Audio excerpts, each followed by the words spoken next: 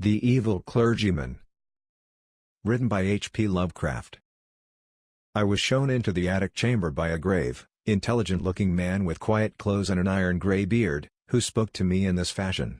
Yes, he lived here. But I don't advise your doing anything. Your curiosity makes you irresponsible. We never come here at night, and it's only because of his will that we keep it this way. You know what he did. That abominable society took charge at last, and we don't know where he is buried. There was no way the law or anything else could reach the society. I hope you won't stay till after dark. And I beg of you to let that thing on the table, the thing that looks like a matchbox, alone. We don't know what it is, but we suspect it has something to do with what he did. We even avoid looking at it very steadily. After a time the man left me alone in the attic room. It was very dingy and dusty, and only primitively furnished, but it had a neatness which showed it was not a slum denizen's quarters. There were shelves full of theological and classical books, and another bookcase containing treatises on magic. Paracelsus, Albertus Magnus, Trithemius, Hermes Trismegistus, Borealis, and others in strange alphabets whose titles I could not decipher. The furniture was very plain. There was a door, but it led only into a closet. The only egress was the aperture in the floor up to which the crude, steep staircase led. The windows were of bull's-eye pattern, and the black oak beams bespoke unbelievable antiquity. Plainly, this house was of the old world. I seemed to know where I was, but cannot recall what I then knew. Certainly the town was not London.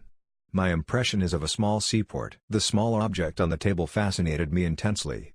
I seemed to know what to do with it, for I drew a pocket electric light, or what looked like one, out of my pocket and nervously tested its flashes. The light was not white but violet, and seemed less like true light than like some radioactive bombardment. I recall that I did not regard it as a common flashlight. Indeed, I had a common flashlight in another pocket. It was getting dark, and the ancient roofs and chimney pots outside looked very queer through the bull's-eye window panes. Finally I summoned up courage and propped the small object up on the table against a book. Then turned the rays of the peculiar violet light upon it. The light seemed now to be more like a rain or hail of small violet particles than like a continuous beam. As the particles struck the glassy surface at the center of the strange device, they seemed to produce a crackling noise like the sputtering of a vacuum tube through which sparks are passed. The dark glassy surface displayed a pinkish glow, and a vague white shape seemed to be taking form at its center. Then I noticed that I was not alone in the room, and put the ray projector back in my pocket, but the newcomer did not speak. Nor did I hear any sound whatever during all the immediately following moments. Everything was shadowy pantomime, as if seen at a vast distance through some intervening haze. Although on the other hand the newcomer and all subsequent comers loomed large and close, as if both near and distant, according to some abnormal geometry. The newcomer was a thin, dark man of medium height attired in the clerical garb of the Anglican Church. He was apparently about 30 years old, with a sallow, olive complexion and fairly good features, but an abnormally high forehead. His black hair was well cut and neatly brushed, and he was clean-shaven though blue-chinned with a heavy growth of beard. He wore rimless spectacles with steel bows. His build and lower facial features were like other clergymen I had seen, but he had a vastly higher forehead, and was darker and more intelligent-looking. Also more subtly and concealedly evil-looking. At the present moment, having just lighted a faint oil lamp, he looked nervous, and before I knew it he was casting all his magical books into a fireplace on the window side of the room, where the wall slanted sharply, which I had not noticed before. The flames devoured the volumes greedily, leaping up in strange colors and emitting indescribably hideous odors as the strangely hieroglyphed leaves and wormy bindings succumbed to the devastating element. All at once I saw there were others in the room. Grave-looking men in clerical costume, one of whom wore the bands and knee breeches of a bishop. Though I could hear nothing, I could see that they were bringing a decision of vast import to the first comer. They seemed to hate and fear him at the same time, and he seemed to return these sentiments. His face set itself into a grim expression, but I could see his right hand shaking as he tried to grip the back of a chair. The bishop pointed to the empty case and to the fireplace, where the flames had died down amidst a charred, non-committal mass, and seemed filled with a peculiar loathing. The first comer then gave a wry smile and reached out with his left hand toward the small object on the table. Everyone then seemed frightened. The procession of clerics began filing down the steep stairs through the trapdoor in the floor, turning and making menacing gestures as they left. The bishop was last to go. The first comer now went to a cupboard on the inner side of the room and extracted a coil of rope. Mounting a chair, he attached one end of the rope to a hook in the great exposed central beam of black oak, and began making a noose with the other end. Realizing he was about to hang himself, I started forward to dissuade or save him. He saw me and ceased his preparations, looking at me with a kind of triumph which puzzled and disturbed me. He slowly stepped down from the chair and began gliding toward me with a positively wolfish grin on his dark, thin-lipped face. I felt somehow in deadly peril, and drew out the peculiar ray projector as a weapon of defense. Why I thought it could help me, I do not know. I turned it on, full in his face, and saw the sallow features glow first with violet and then with pinkish light. His expression of wolfish exultation began to be crowded aside by a look of profound fear, which did not, however, wholly displace the exultation.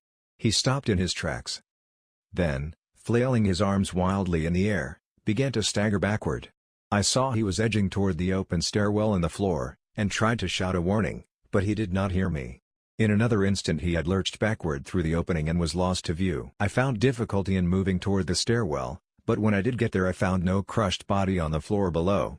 Instead there was a clatter of people coming up with lanterns, for the spell of phantasmal silence had broken, and I once more heard sounds and saw figures as normally tridimensional. Something had evidently drawn a crowd to this place. Had there been a noise I had not heard? Presently the two people, simply villagers, apparently, farthest in the lead saw me, and stood paralyzed. One of them shrieked loudly and reverberantly, "Arg! It be ye, sir, again?" Then they all turned and fled frantically. All, that is, but one. When the crowd was gone I saw the grave-bearded man who had brought me to this place, standing alone with a lantern.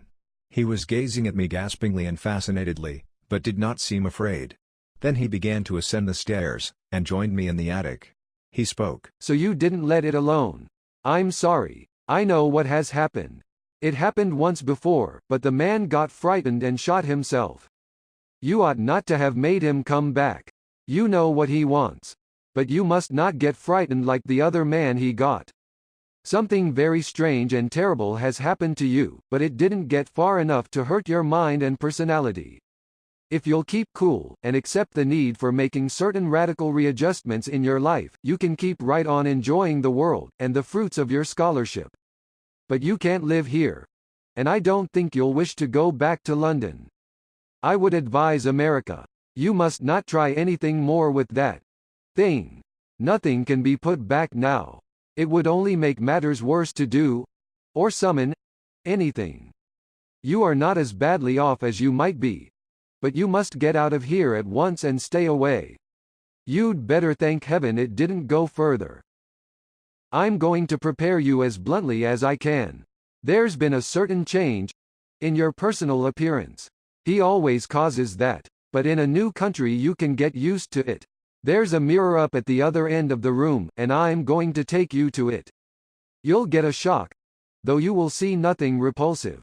I was now shaking with a deadly fear, and the bearded man almost had to hold me up as he walked me across the room to the mirror, the faint lamp in his free hand. This is what I saw in the glass. A thin, dark man of medium stature attired in the clerical garb of the Anglican Church, apparently about 30, and with rimless, steel-bowed glasses glistening beneath a sallow, olive forehead of abnormal height. It was the silent first-comer who had burned his books. For all the rest of my life, in outward form, I was to be that man.